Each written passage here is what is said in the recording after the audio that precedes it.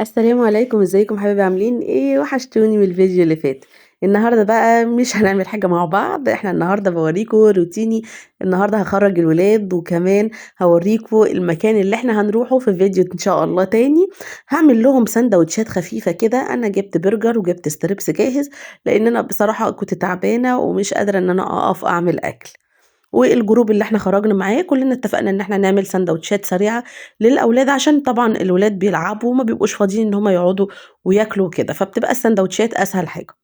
جبت هنا برجر، بصراحة كنت أول مرة أجرب نوع، لأن أنا جربته المرة دي، بس فعلا حلو قوي. لو عايزين تعرفوا اسمه قولولي، هكتب في التعليقات وهكتب لكم اسمه. تمام. ما بيكشش بصراحة وطعمه حلو جدًا، كان أول مرّة أجرّب النوع ده، فلو حابين تعرفوا اكتبوا لي في التعليقات زي ما باقول لكم وهاقول لكم على طول. حضّرت هنا بقى معايا الطاسة التانية فيها زيت علشان أعمل الستريبس، أنا قُلت هاعمل شوية حار وشوية إيه، بارد، علشان اللي يحب كده واللي يحب كده. وجِبت عيش فينو. كنت تعبانة، كان نِفْسي بصراحة أعمل لهم العيش الفينو زي ما عملته، بس تعبانة جدًا والله يعني أنا كنت واخدة مُسكِّن عشان أعرف أخرّجهم، لإن كُنّا اتفقنا خلاص على الميعاد، فكان لازم يعني إن أنا ما فيش مفر منها.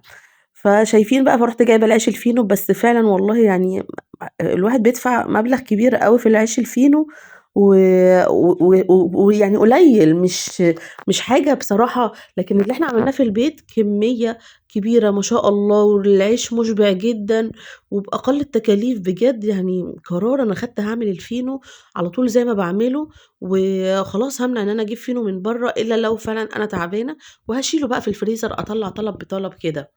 شايفين بقى هنا باعمل البرجر، أول ما الوش بيتحمّر باقوم حاطّة على الوش التاني بس نقطة زيت في الطاسة بتاعة الكريب، بس عشان تدّي بس لمعة وما يلزقش منِّك، دهنة خفيفة من الزيت، وباحط أول ما الوش يتحمّر أقلب على الوش التاني وبيطلع ويكون استوى بصراحة، ما بياخدش وقت.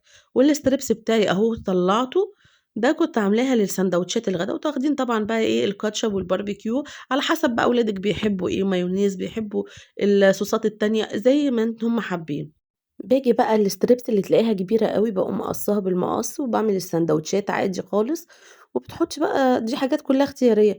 عملت الستريبس، جايبة بقى هنا للفطار لانشون فراخ ولانشون لحمة، وبرضه هاعمله لكم. باعمل اللانشون حلو جدًا في البيت، طعمه خطير وأحلى من برّه والله.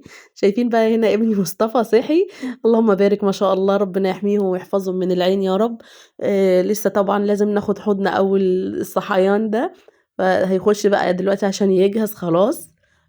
فهنا بقى بنعمل ساندوتشات الفطار. عملت لهم بس ساندوتشات خفيفة كده إن هُم ياكلوها بس الصبح، عشان ما يبقاش الستريبس والبرجر تقيل عليهم على الصبح. عملت يعني كل واحد ساندوتشين كده، حاجة خفيفة كده أو ساندوتش وخلاص. طبعًا الولاد طالما في برجر وفي ستريبس، بُصّي اللانشون ولا هيتبص عليه ولا الجبن ولا أي حاجة تانية.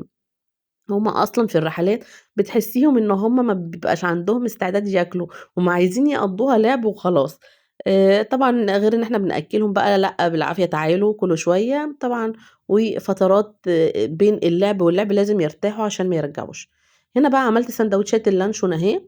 هنبتدي بقى نعمل ساندوتشات البرجر. هتعمليها كده، هتحطي عليها شرايح طماطم، كابوتشا، الحاجات دي تقطعيها جاهزة في علبة صغننة كده، علبة تلاجة، وتاخديها تحطيها هناك وقت الأكل. خلصنا ساندوتشاتنا والكاتشب والباربيكيو والمايونيز، الحاجات كلها الحلوة دي عايزاها خديها معاكي، ما تحطيهاش من أولها. أول ظهور لأولادي بقى اللهم بارك ما شاء الله لا قوة إلا بالله، ربنا يحميهم ويحفظهم، محمود ومصطفى. بيقولوا لكم ما تنسوش اللايك، ومع السلامة.